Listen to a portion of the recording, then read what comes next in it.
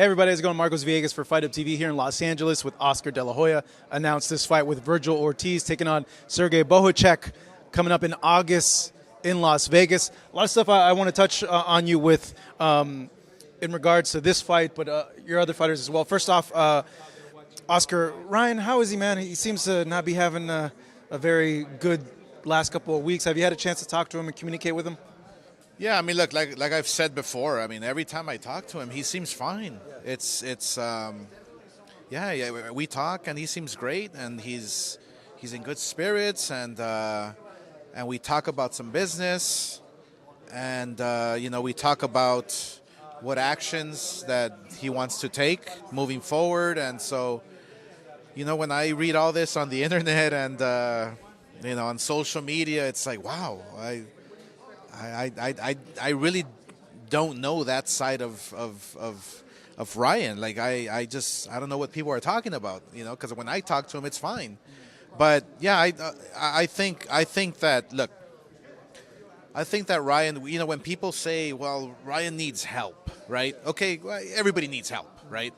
I think what Ryan needs is somebody to talk to him honestly, somebody to who has been there, who has experience, who wants the best for him. I strongly feel that his circle that he has around him is maybe not the right people.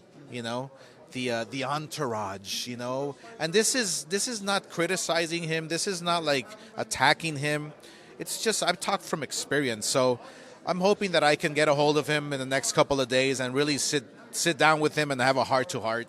Because, look, everything, that's going on. And, look, I first of all, truly in my heart feel he's not racist. He's just not, And so I just feel that he needs direction. He needs the right direction from the right people. That's it. You've lived through a lot of things, Oscar. So I think you're one that can empathize with them and also speak on experience as well. But he mentioned he's going to rehab, and then he showed up to the fight, his brother's fight, and then he's in Hawaii. Is he, in fact, going to be in rehab? And I don't know, are you guys able to just, like, step in and be like, yo, like, stop, like, you need to do this kind of stuff? Well, it's not that easy to and I'm talking from experience. I mean, I'm putting myself in his shoes. Like, if somebody were to come to me and say, hey, you got to go to rehab, you got to do this, you got to do that, I'm not going to listen to you. Why would I do that? I'll go do the opposite and grab a beer. That's just what you do. So, we have to understand him. We have to come from a place of compassion and love and really understand and understand Ryan, and really care. So, yeah, I'm going to hopefully talk to him next few days, like one-on-one, face-to-face, and get to the bottom of it. But yeah, do I feel that he has to go away and get the proper counseling, the proper the people that are going to really change his mentality around, change his whole persona, the way he thinks, the way he acts, the way you have to have the right people, and I think I have the answer. So I have to talk to him. First thing is first. But yeah, I'm in his corner, man, 1,000%. Vergil has this fight, but Ryan mentioned over Twitter, I believe, that he wanted to fight with Vergil Ortiz. At all, was that explored by you? Did you take that serious? Did you talk to Vergil about that? Absolutely. I didn't talk to Vergil about it, but I was thinking like the weight differences. It's entertaining, but you see Ryan right now. He's a big boy. He's a big boy. He's probably walking around at 170. Easy. So, and he's getting bigger and bigger. So, I strongly feel that a Vergil versus Ryan fight down the road is very doable, very possible. We're talking about next year, but it's right around the corner. So, I strongly feel that Vergil Ryan is a mega fight. Wow. Okay. All right. Yeah, because I know he 143, 154. Like I look at Vergil, he's filled out a little bit more. But you are right. Ryan is growing. He's a big boy. I think he can carry the weight. I think he has the power. Obviously, he has the skill. He has the speed. He has the mind frame. Look at what he did with Devin Haney. You know, it's incredible what he did to him. I think Ryan was like at 30% at the time, and he was probably high. You know, he's probably smoked some and went in there and made Devin Haney look like an amateur. It was incredible. So let's not count out Ryan Garcia. Let's not, you know, let's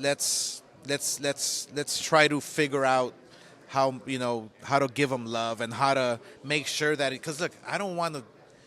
You hear all these bad stories, man, with celebrities and this and that. Ryan needs a good circle around him, and I might have somewhat of an answer for him, but yeah, first thing is first. I'm going to sit down and talk with him.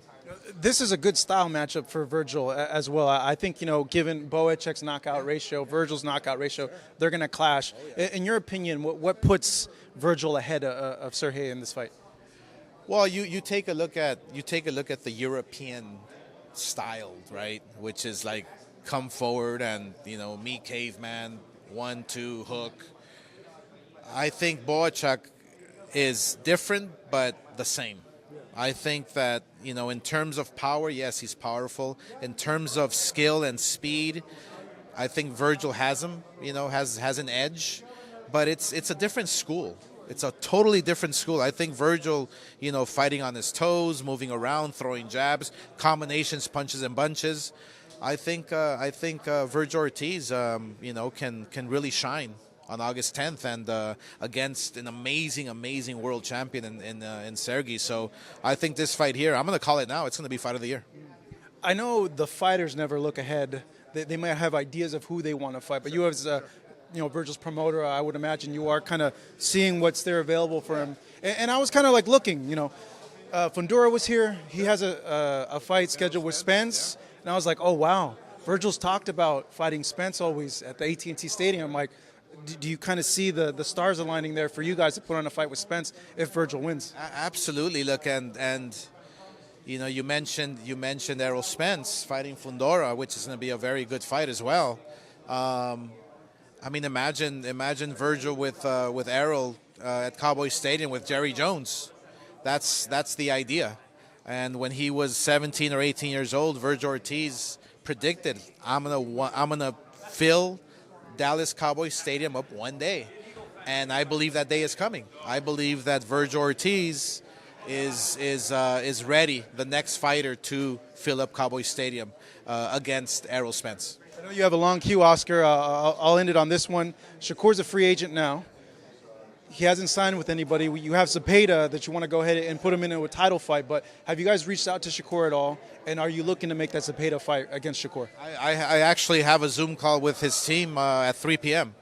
With Shakur's team. So, you know, it'll be interesting to see. To sign him or to make a fight? To sign him. I would love to figure out a way to work with him. I think he's a very talented fighter. I strongly feel that, you know, Shakur needs some good dancing partners. You know, Shakur reminds me of a Mayweather. When I promoted Mayweather for 15 fights, I had every single opponent for him, okay? All the opponents that Golden Boy had, we fed him to Mayweather, and Mayweather became Mayweather. So I think Shakur is in a similar situation where if we have the right opponents, we can build another Mayweather, but you need the right opponents. And unfortunately, Top Rank didn't have the right opponents for Shakur. I believe that's one of the reasons why, you know, the relationship didn't work out at the end. But obviously, Top Rank did an amazing job. But yeah, I'm going to listen to him, see what he has to say. And if it makes sense for us, because obviously we're not in the game of losing money. We're not in the game of overpaying. We're not in the game of changing the whole market around just for one fighter. It all depends on him if he sells or not. And you know, a fighter like Shakur is kind of in the middle, caught in the middle of a rock and a hard place, because he's a tremendous talent, but I keep hearing whispers that he doesn't sell. So I'll get to the bottom of it. I'll have a Zoom call at 3 p.m. and then we'll take it from there. All right, Oscar, it's always great chatting with you. Appreciate the time.